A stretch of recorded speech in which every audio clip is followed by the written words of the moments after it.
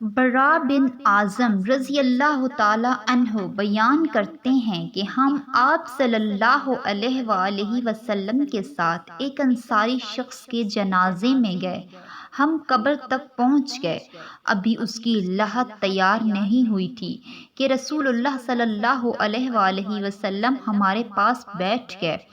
آپ صلی اللہ علیہ وآلہ وسلم کے مبارک ہاتھوں میں ایک لکڑی تھی جس سے آپ زمین کھرید رہے تھے۔ آپ صلی اللہ علیہ وآلہ وسلم نے اپنا سر مبارک اوپر اٹھایا اور فرمایا، عذاب قبر سے اللہ کی پناہ طلب کیا کرو۔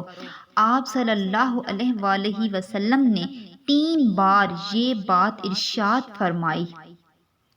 پھر آپ صلی اللہ علیہ وآلہ وسلم نے ارشاد فرمایا، بندہ مومن جب دنیا سے رشتہ توڑتا ہے، یعنی اس کی موت کا وقت آتا ہے، تو سورج کی طرح چمکتے دمکتے چہرے والے فرشتے جنتی خوشبودار کفن لے کر اس کی طرف بڑھتے ہیں، حتیٰ کہ وہ حد نظر تک اس کے سامنے بیٹھ جاتے ہیں۔ پھر ملک الموت تشریف لاتے ہیں اور اس کے سر کے پاس بیٹھ جاتے ہیں اور فرماتے ہیں، اے جنتی روح، اللہ کی مغفرت اور اس کی رضامندی کی طرف چل۔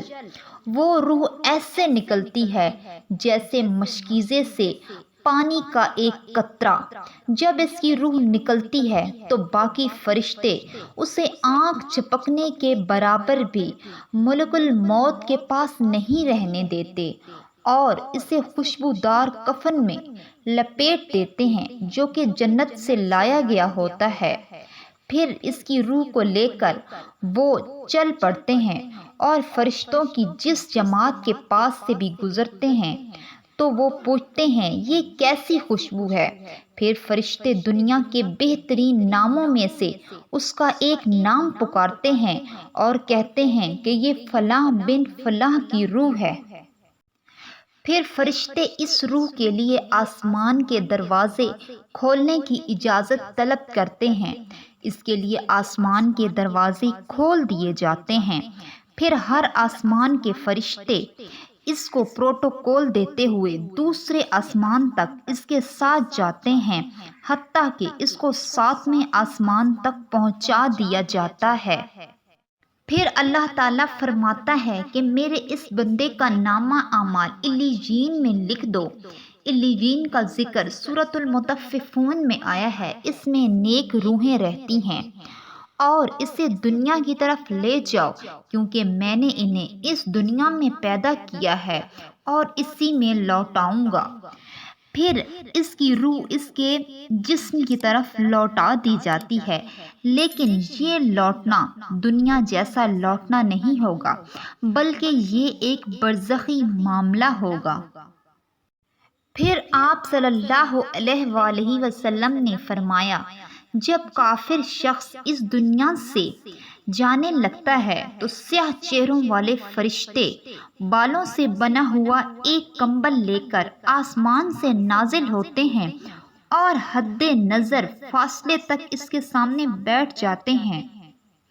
پھر ملک الموت آتا ہے اور اس کے سر کے پاس بیٹھ کر کہتا ہے، اے خبیث روح، اللہ کی ناراضگی کی طرف چل۔ وہ روح اس کے جسم میں پھیل جاتی ہے۔ ملک الموت اسے اس طرح اس کو کھینچتے ہیں جیسے ایک لوہے کی سلاخ کو گیلے اون میں سے کھینچا جاتا ہے۔ استغفر اللہ۔ پھر فرشتے ملک الموت سے اس کی روح لے کر اسے بالوں سے بنے ہوئے کمبل میں لپیٹ دیتے ہیں اور اس سے بہت گندی خوشبو آتی ہے۔ وہ اس سے جس بھی جماعت کے پاس سے لے کر گزرتے ہیں تو فرشتے کہتے ہیں، یہ بدبودار شخص کون ہے؟ تو وہ فرشتے دنیا کے بدترین ناموں میں سے اس کا ایک نام لیتے ہیں اور کہتے ہیں کہ یہ فلاں بن فلاں کی روح ہے۔ پھر فرشتے آسمان کی طرف اسے لے کر جانے لگتے ہیں، لیکن آسمان کے دروازے اس کے لیے نہیں کھولے جاتے۔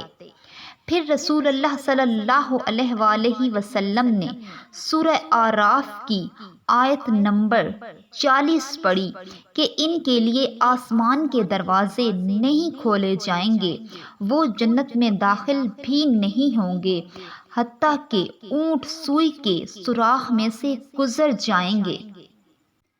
پھر اللہ تعالیٰ فرماتے ہیں کہ اس کے نام اعمال کو سجین میں لکھ دو، پھر اس کی روح کو شدت کے ساتھ پٹھا جاتا ہے۔ پھر آپ صلی اللہ علیہ وآلہ وسلم نے سورۃ الحج کی یہ آیت تلاوت فرمائی، جو شخص اللہ کے ساتھ شرک کرتا ہے گویا وہ آسمان سے گر پڑا، اب پرندے اسے اچک کر لے جائیں یا کسی دور جگہ پر پھینک دیں، پھر اس کی روح اس کے جسم میں لوٹا دی جاتی ہے تاکہ وہ عذاب قبر جھیل سکے۔ مرنے کے بعد روحیں کہاں جاتی ہیں؟ سجین اور علیین کے موضوع پر ہماری ایک مکمل ویڈیو ہے جس کا لنک ڈسکرپشن میں موجود ہے۔